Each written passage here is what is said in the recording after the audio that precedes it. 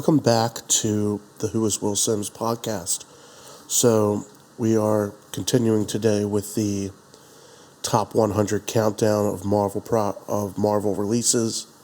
When I started the last one, I wasn't sure how long it was going to take me to get through it, but obviously I underestimated how much I had to say, I guess, about some of these shows and movies. But in general, I took for granted how difficult it is to talk for an hour on your own. That, and I think I got a bit of a cold here. I've been kind of stuffy and dry throat, so I got some water here, and I think we're going to do 75 to 51 today, and I'll probably release these segmented throughout next week, and we'll get through this list. So, where we left off at 76 was Iron Fist, and I was getting a little loopy towards the end there, but in general, what I wanted to say is I felt like the cast of the show was good. I felt like the writing was bad. If they said, hey, we're going to give Finn Jones another shot at Iron Fist, I wouldn't be mad.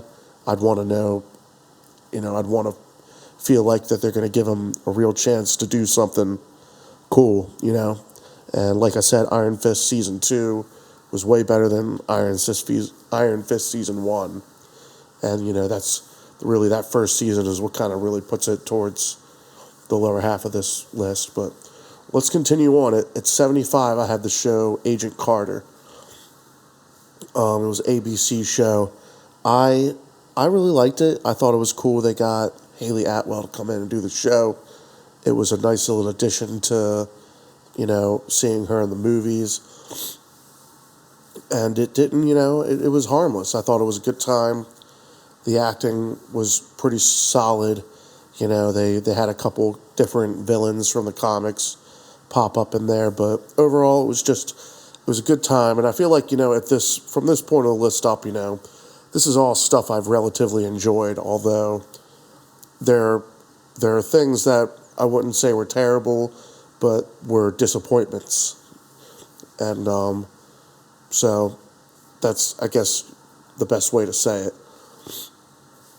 So after 75, at 74, we got Luke Cage. Again, solid show. Both seasons were very entertaining.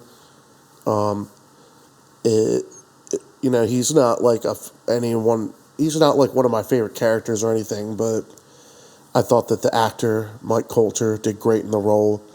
I liked the villains they had in there. And I would love to see him come back and play Luke Cage in the future. But other than that, it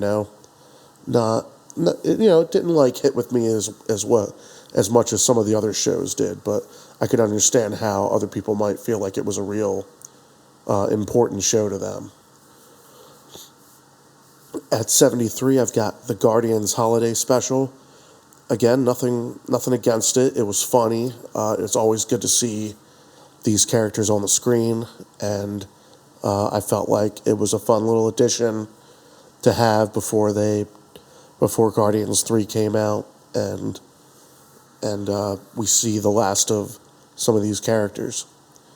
The whole Kevin Bacon joke is hilarious. He was a great addition to it. I appreciated his. I appreciate the scene where they're in the spaceship and he's talking about all the movies he's in. I thought that was hilarious. And obviously, getting Drax and Mantis front and center was pretty cool. They're a great duo. At 72, I have Thor: The Dark World. Now, this is one that, when it came out, I didn't really have any problems with it. I thought it was a fun, entertaining movie. I think it was one of the first times they talk about the Infinity Stones, so I was, interested in how they were going to incorporate all that. I did feel like the villain was handled kind of poorly. I like the actor that plays him. I remember he was in Gone in 60 Seconds as the villain. He was great in that movie, but in this one he was just kind of like, I'm a bad guy, and then at the end they ice him, and that's it. which I feel like in general, like, has been kind of like a weaker thing about some of these movies. Like, sometimes they kill off these villains, and I'm like, they should keep them alive somehow and find a way to bring them back. Like, they usually do something pretty definitive to be like, yeah, that guy's probably dead, And, so, I didn't hate it. Obviously, Chris Hemsworth is a joy in the role. And in terms of, like, the next one at 71, I have Thor: Love and Thunder, which was only a little bit better to me, This is this low more because of the disappointment, because I thought Thor Ragnarok is amazing, and it's way closer to the top of the list. This movie was just too goofy to me. Thor: Love and Thunder, I felt like they leaned way more into the comedy and not enough into the dramatic elements of the story. For example, Natalie Portman's character having cancer, I felt like that was played for jokes a lot instead of, like, the emotion, and, like, really, you could have really connected with a lot of people that have dealt with that in their life, and I recently dealt with some of that, and that was, like, to me, it just felt like this thing that was kind of, yeah, it's happening, but we're not going to make the movie too serious about it. And then you've got Gore the God Butcher, who's, like, this pretty dangerous villain, and you really don't get to see him do all that much in the movie. All his God butchering is done off screen, and when he fights Thor, like, you don't get any sense that he's this powerful being, and at the end of the movie, they're like, yep, he's dead, so, guess we can't really expect much more from him. And I would have loved to see him come back as, like, a villain that could have more story to tell, And that's just, that's one of the things that a lot of these movies are lower to me because of how they handled the villains. And, because once you got the heroes down, like, you can watch them in anything. It's just like your favorite TV show, like Supernatural, for instance. Like, that show was probably great around season 5, and it went for, like, 13 seasons. But I like the characters enough that I'll watch them do anything, And that's kind of one of those things I feel like is, like, the MCU is kind of coasting on that when, I feel like they could still be telling really great stories. And that's where I feel like Love and Thunder lost its way. At 70, I have Venom. Venom was a fun time. I can't really hate on it all that much. I thought it was a well-made anti-hero villain movie, and it was fun and entertaining. It wasn't like terribly over the top. And that's really all I can say about it. Like, it's the best I could have expected from, this type of movie where you're trying to make a character that's essentially like a monster likable and someone you can root for. That said, I'm curious to see what they're going to do with Venom 3, which comes out next year. At 69, I've got X-Men 3, The Last Stand. Even as a kid, I felt kind of disappointed in this movie, just in terms of some of the choices they made. The biggest thing, again, I talked about with Dark Phoenix. I feel like the biggest emotional impact of the Phoenix comes from the dynamic between Cyclops, Wolverine, and Jean. And so what did they do in this movie? They killed off Cyclops, like, in one of his, like, pretty early on in the movie. And then all you got is Wolverine and her the whole movie. And don't get me wrong, like, they really worked to sell that emotion of Wolverine trying to save her and knowing that he'd have to kill her to stop her from destroying everything. But at the end of the day, I felt like they again, they had this whole subplot of the mutant cure and,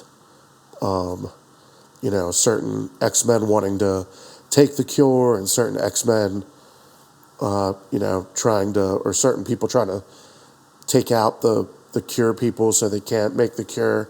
And then Angel's in the movie for some reason, even though he doesn't do anything. It just felt like a lot of wasted opportunities again. So that's pretty much how I felt about X3. At number 68, we have The Runaways, which was on Hulu, and I really liked the show. I think they did a little more on that show with referencing other things that were happening in the MCU, but again, it was just like throwaway lines, like they would mention Thor, something about Thor, or something about Hulk. But it was one of those shows where, they actually did a crossover with Cloak and Dagger, which was pretty cool. They had a couple villains on there that were pretty well known. And the last episode of the show episode of the show I had a lot of respect for, because they made a lot of mentions to stuff in, you could say from the comics or from the MCU, but they mention, certain characters training with Doctor Strange and stuff like that. And I think they even make a joke about Doctor Doom or something like that. That was pretty that kind of was pretty interesting. But it was one of those shows I've never seen them as characters that interacted much with, the Marvel universe anyway.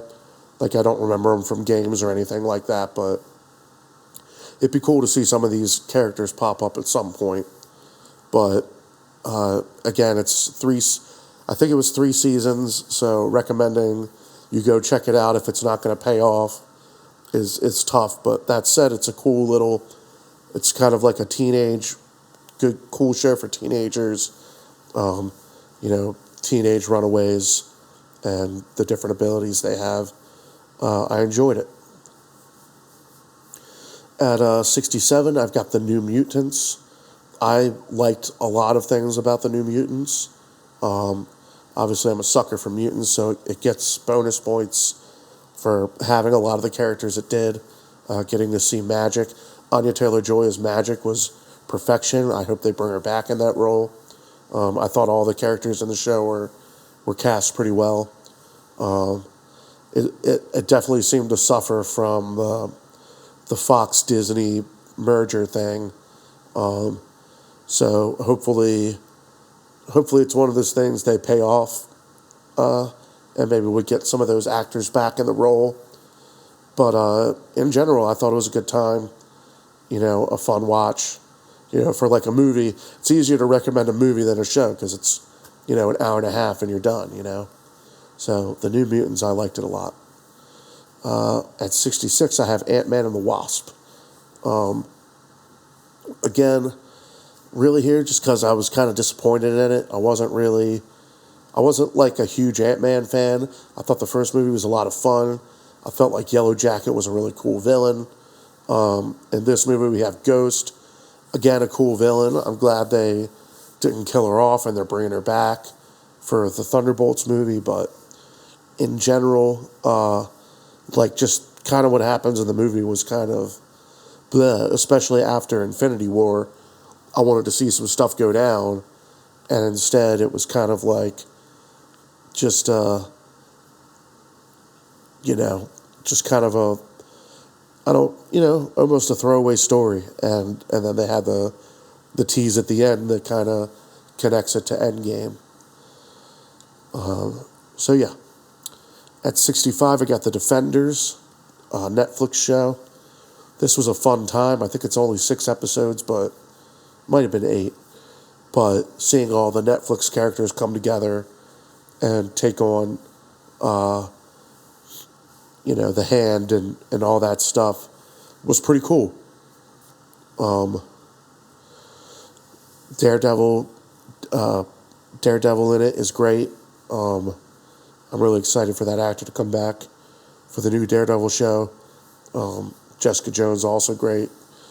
The having Luke Cage, and actually, like, this was one of the better Iron Fist performances, because in the show he's kind of like the one that is like, hey, we should team up, and everyone else is like, nah, we're not about doing a team up, and eventually they team up, and it's pretty cool.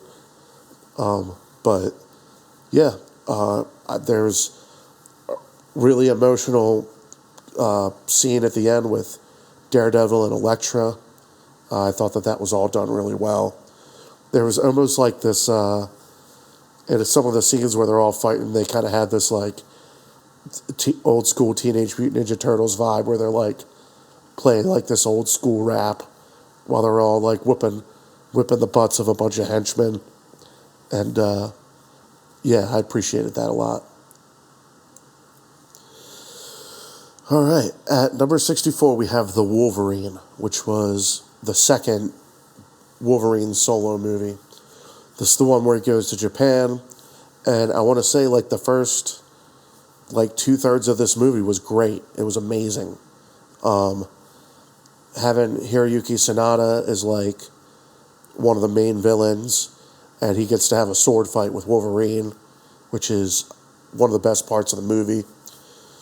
And just like that whole vibe, like I remember the cartoon as a kid when Wolverine goes to Japan and has to fight Silver Samurai. Sadly, they make Silver Samurai like a Transformers robot in the final act, so you just kind of feel like they went, like, it's still just a guy in a suit, so I didn't understand why it had to be so giant. It would have made more sense to me if it was a smaller suit, but of course they made it like 12 feet tall, and it was like I said, like a Transformers. But the other thing that was great was that they continue kind of the struggles that Wolverine faces after X3 when he had to kill Jean, and she's in the movie as like this kind of vision, and so I did appreciate that part of the movie, and then continuing that story. All right, at 63 we have Captain America: The First Avenger. Again, solid movie. Can't really say many negatives about it. They did a good job setting it up. It was the story that I was pretty familiar with based on, the cartoons I've seen and stuff of him getting the powers. Red Skull's a great villain. I was still always kind of hoping that Red Skull would pop up in another movie later on, but, we get to see him again, but not in a Captain America movie. And I'll touch on that when I get to it. But, yeah, great, solid Captain America movie. So it didn't blow me away, but, seeing where the other two Captain America movies land, it's just, this was kind of an average movie. Slightly above it at 62, I got Captain Marvel. I would put this here because I really liked Brie Larson in the role. I think that she can do amazing stuff. I liked the way that they presented her getting her powers and stuff, how it tied to the Infinity Stone. Yeah, I thought this was another perfectly good movie. I was hoping to see what happened to Jude Law in the sequel, but they don't really address him. But it was just kind of one of those cool. It was a fun time because it had a lot of references to older movies. You get to see a lot of people come back that you hadn't seen in a while. So I did like Captain Marvel. At 61, I got Punisher: Warzone. Rest in peace, Ray Stevenson. He's a solid actor. I thought he did pretty good in the role. This was kind of like, a more bloodier, gruesome take on the Punisher. But I felt like it was more comics accurate. And for the time, I thought it was pretty good. I think now with John Bernthal in the role, they've really kind of honed in on what makes the character tick But I thought that Warzone was a good time when it came out. At number 60, we have Ant-Man. Again, when they cast Paul Rudd, I was like, cool. And then having Michael Douglas as Hank Pym, I thought was cool.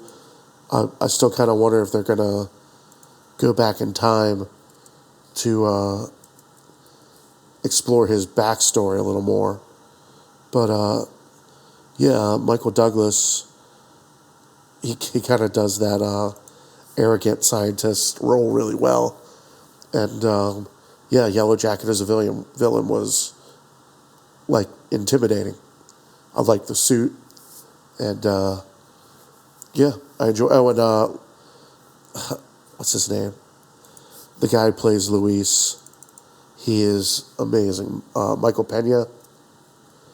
He made both of those movies way more entertaining.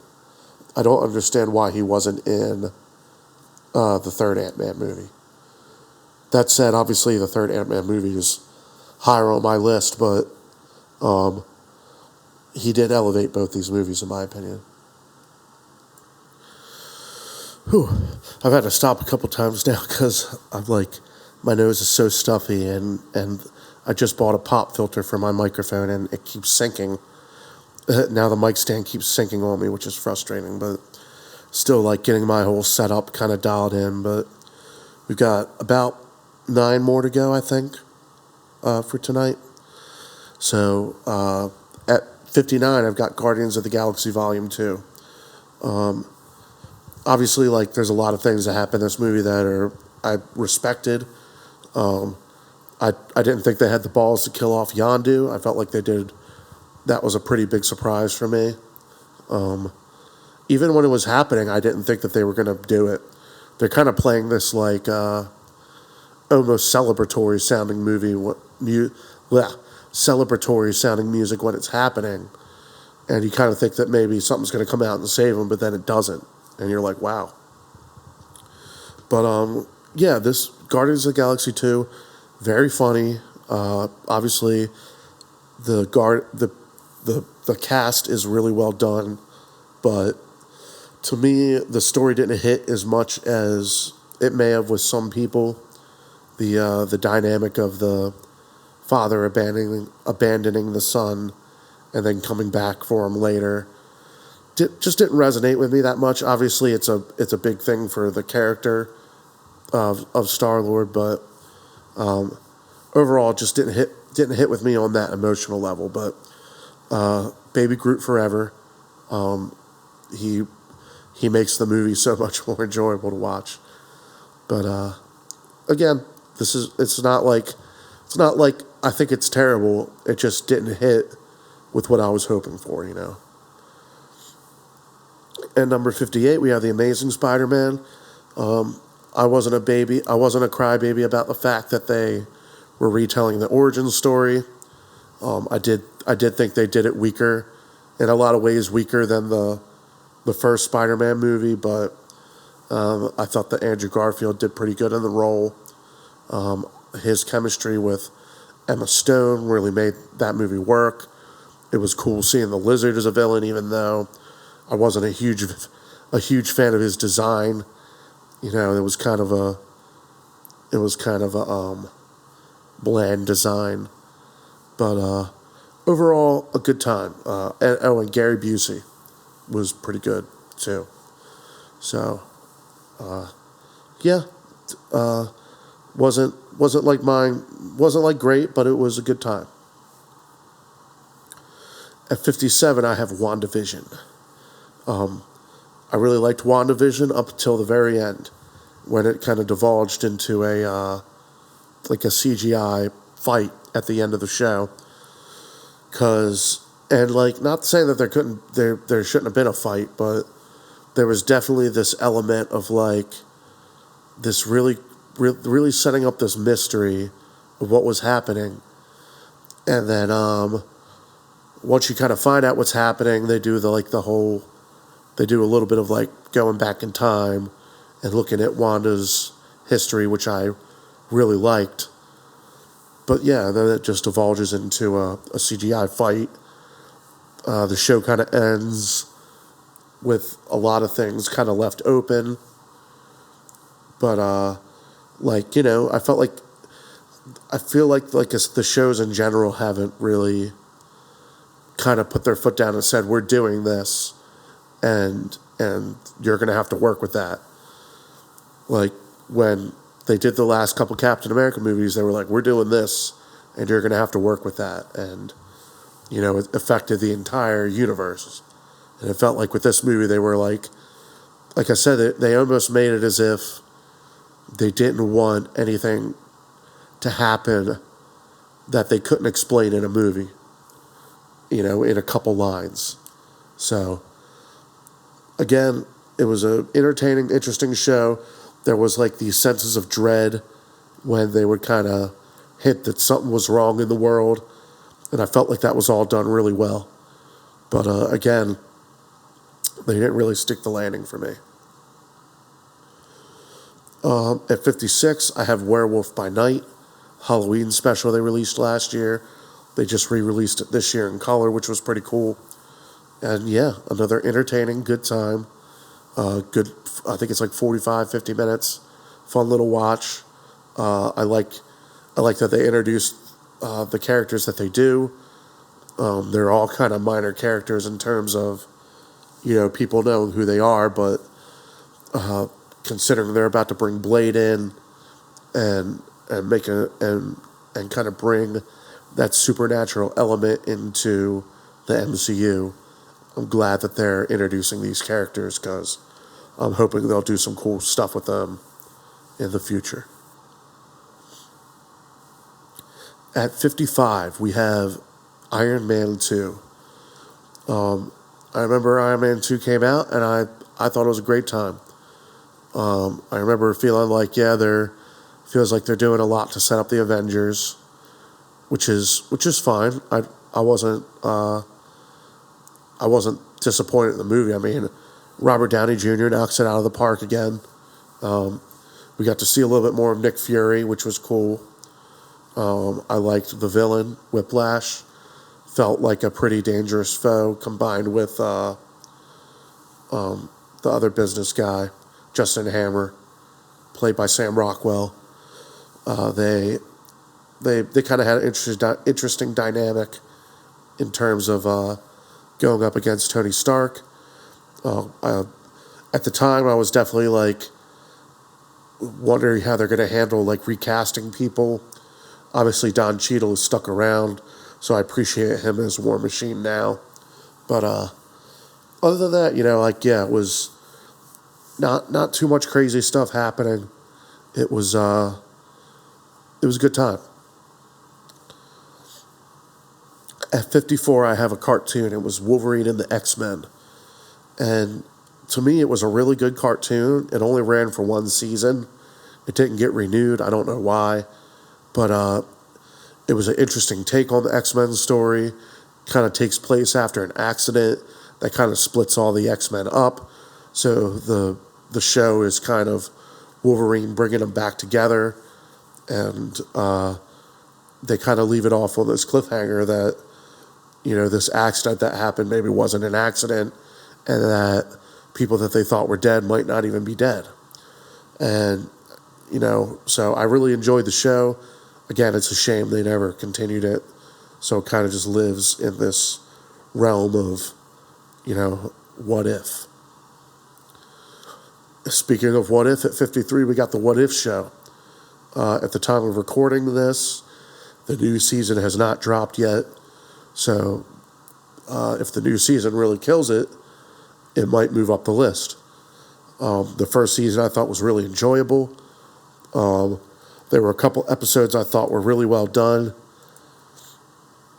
I could almost rank episodes of that show if I wanted to, but I digress from that. But yeah, there were a couple really cool concepts they did in there. I really liked the Doctor Strange episode, was really intense.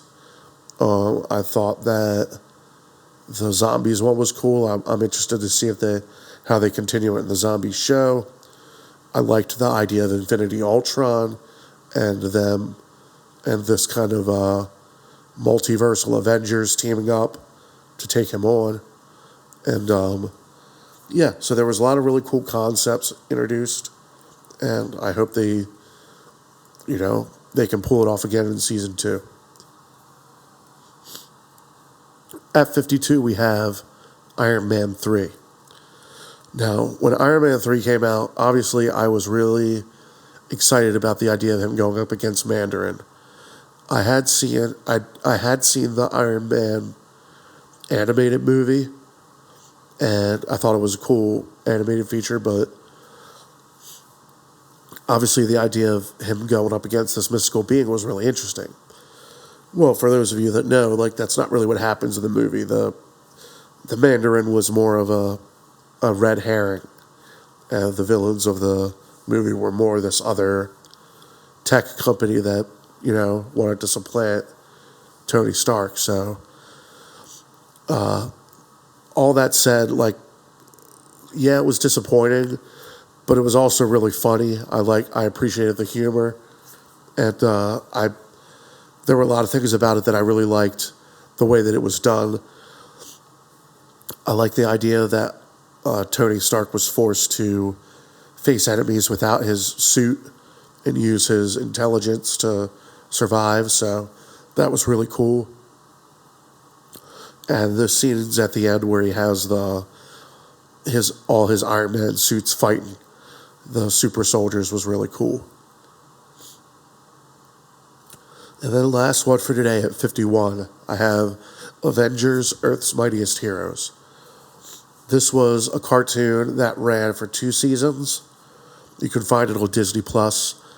It's not the Avengers Assemble cartoon, which the animation design is more based off of their MCU looks. This was a few years before the MCU, so they look more like their comic book characters. But in the 2 seasons they had the show, they touched on a lot of things that they've done in the MCU now, such as Kang, and a lot of other villains that they bring up. But really, one of the best parts of the show is the first 2 episodes where all these villains break out of all these different prisons. And the Avengers aren't really a thing yet. They kind of they're all just kind of individual heroes doing their own thing. But then these villains all start breaking out, and one of them is named Graviton, and he can control gravity, and he just comes out and he just starts messing things up. And so they all have to come together and take on Graviton. And they, once you kind of think, oh man, he's whooping their butt, then another person shows up and you're like, all right. And it was a pretty epic battle for an animated show. So I had a lot of respect for how the show was done and the way they kept it interesting. So, if you get a chance, it's a fun time. You can watch it with your kids. Avengers, Earth's Mightiest Hero. And there we are. That's half of the list. So next time I will be doing 50 to 26, and then I'll do the top 25.